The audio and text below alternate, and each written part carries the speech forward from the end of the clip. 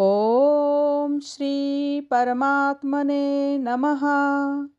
श्रीमद्भगवद्गीता अथ प्रथमोऽध्यायः। धृतराष्ट्र उवाच धर्मक्षेत्रे कुरुक्षेत्रे समवेतायुयुत्सवः मामकाः पाण्डवैश्चैव किमकुर्वत सञ्जय। सञ्जय उवाच दृष्ट्वा तु पाण्डवानीकं व्यूढं दुर्योधनस्तदा आचार्यमुपसङ्गम्य राजा वचनमब्रवीत्। पश्येतां पाण्डुपुत्राणाम् आचार्यमहतीं च मूं व्यूढां द्रुपदपुत्रेण तव शिष्येन धीमता। तत्र शूरा महेश्वासा भीमार्जुनसमायुधि युयुधानो विराटश्च द्रुपदश्च महारथः। हृष्टकेतुश्च कीतानः काशीराजश्च वीर्यवान् पुरुजित् कुन्तीभोजश्च शैवश्च नरपुङ्गवः। युधामनुश्च विक्रान्त उत्तमौजाश्च वीर्यवान् सौभद्रो द्रौपदेयाश्च सर्व एव महारथाः। अस्माकं तु विशिष्टा ये तान्निबोध द्विजोत्तम नायका मम सैन्यस्य संज्ञार्थं तान् ब्रवीमि ते। भवान् भीष्मश्च कर्णश्च कृपश्च समितिञ्जयः अश्वत्थामा विकर्णश्च सौमदत्तिस्तथैव च अन्ये च बहवः शूरा मदर्थे त्यक्तजीवितः नानाशस्त्रप्रहरणा सर्वे युद्धविशारदाः। अपर्याप्तं तदस्माकं बलं भीष्माभिरक्षितं पर्याप्तं त्विदमेतेषां बलं भीमाभिरक्षितम्। अयनेषु च सर्वेषु यथा भागमवस्थितः भीष्ममेवाभिरक्षन्तु भवन्तः सर्व एव हि। तस्य सज्जनयन् हर्षं कुरु वृद्धः पितामहः सिंहनादं विनद्धौ चे शङ्खं दद्मौ प्रतापवान्। हा शङ्खश्च भैर्यश्च पनवानकगोमुखः सहसैवाभ्यहन्यन्त सशब्दस्तु मूलोऽभवत्। ततः श्वेतैर्हयैर्युक्ते महती स्कन्दने स्थितौ माधवः पाण्डवैश्चैव दिव्यौ शङ्खं प्रदध्मतुः। पाञ्चजन्यं ऋषिकेशो देवदत्तं धनञ्जयः पौण्ड्रं दद्मौ महाशङ्खं भीमकर्मावृकोदरः।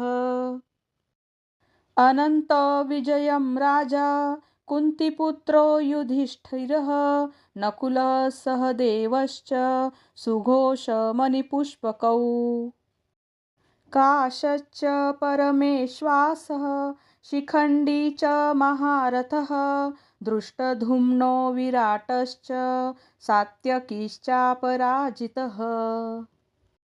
द्रुपदो द्रौपदेयाश्च सर्वशः पृथिवीपते सौभद्रश्च महाबाहुः शङ्खान् दद्मु पृथक् पृथक्।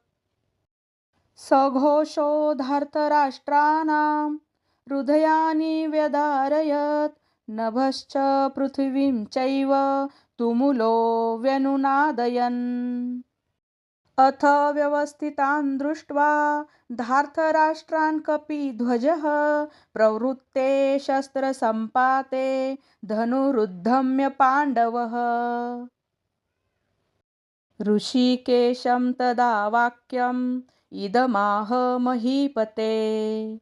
अर्जुन उवाच सेनयोरुभयोर्मध्ये रथं स्थापय मे अच्युत।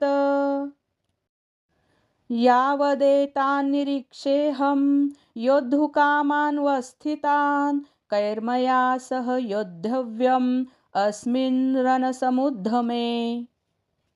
यस्य मानान् वेक्षेऽहं य एते अत्र समागतः धार्तराष्ट्रस्य दुर्बुद्धेर्युद्धे प्रियचिकीर्षवः।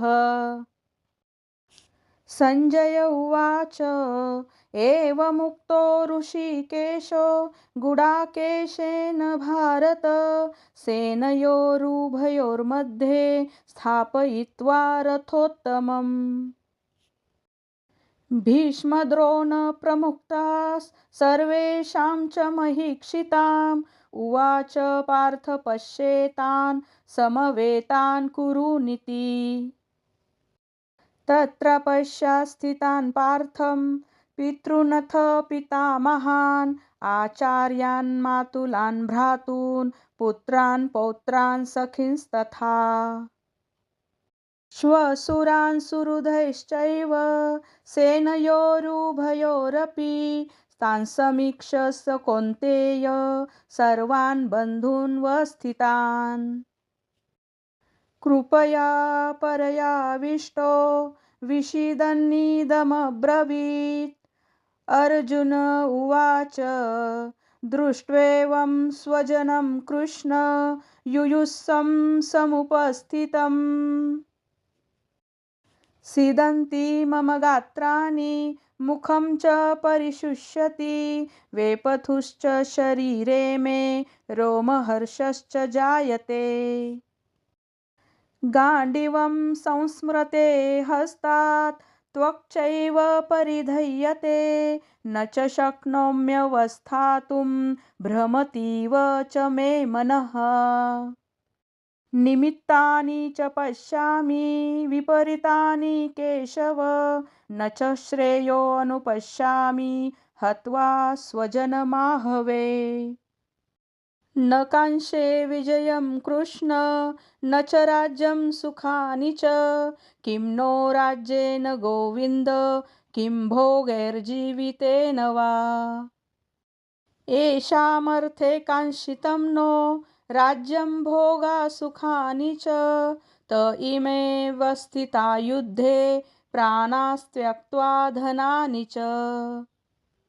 आचार्या पितरः पुत्रास्तथैव च पितामहाः मातुला श्वशुरः पौत्रा शालासम्बन्धिनस्तथा। एतान्न हन्तुमिच्छामि घ्नतोऽपि मधुसूदन अपि त्रैलोक्यराजस्य हेतोः किं नु मही कृते। निहत्य धार्तराष्ट्रान्नः का प्रीतिः स्यात् जनार्दन पापमेवाश्रयेदस्मान् हत्वेतानाततायिनः। तस्मान्नर्हा वयं हन्तुं धार्तराष्ट्रान् स्वबान्धवान् स्वजनं हि कथं हत्वा सुखिनः स्याम माधव। यद्यपेते न पश्यन्ति लोभोपहतचेतसः कुलक्षयकृतं दोषं मित्रदोहे च पातकम्।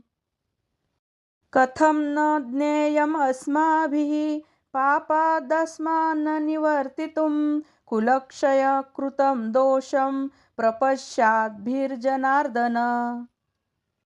कुलक्षये प्रणश्यन्ति कुलधर्मः सनातनः धर्मे नष्टे कुलं कृत्स्नम् अधर्मोऽभिभवत्युत। अधर्माभिभवात् कृष्ण प्रदुष्यन्ति कुलश्रियः स्त्रीषु दृष्टासु वर्ष्णेय जायते वर्णसङ्करः। संकरो नरकायैव कुलज्ञानाकुलस्य च पतन्ति पितरो हेषां लुप्तपिण्डोदकक्रियः। दोषैरेते कुलज्ञानां वर्णसंकरकारकै उत्साधन्ते जातिधर्मा कुलधर्माश्च शाश्वतः। उत्सन्नकुलधर्माणां मनुष्याणां जनार्दन नरके नियतं वासो भवतीत्युनुशुशुम। अहो बत्महत्पापं कर्तुं व्यवसिता वयं यद्राज्यसुखलोभेन हन्तुं स्वजनमुद्यतः। यदि मां प्रतीकारम् अशस्त्रं शस्त्रपाणयः धार्तराष्ट्रारणे हन्युस्तन्मे क्षेमतरं भवेत्। सञ्जय उवाच एवमुक्त्वार्जुनः सङ्ख्ये रथोपस्थ उपाविशत् विसृज्य सशरं चापं शोकसंविघ्नमानसः। ॐ तत्सदिति श्रीमद्भगवद्गीतासु उपनिषत्सु ब्रह्मविद्यायां योगशास्त्रे श्रीकृष्णार्जुनसंवादे अर्जुनविषादयोगो नाम प्रथमोऽध्यायः। ॐ श्रीकृष्णार्पणमस्तु। हरये नमः, हरये नमः, हरये नमः।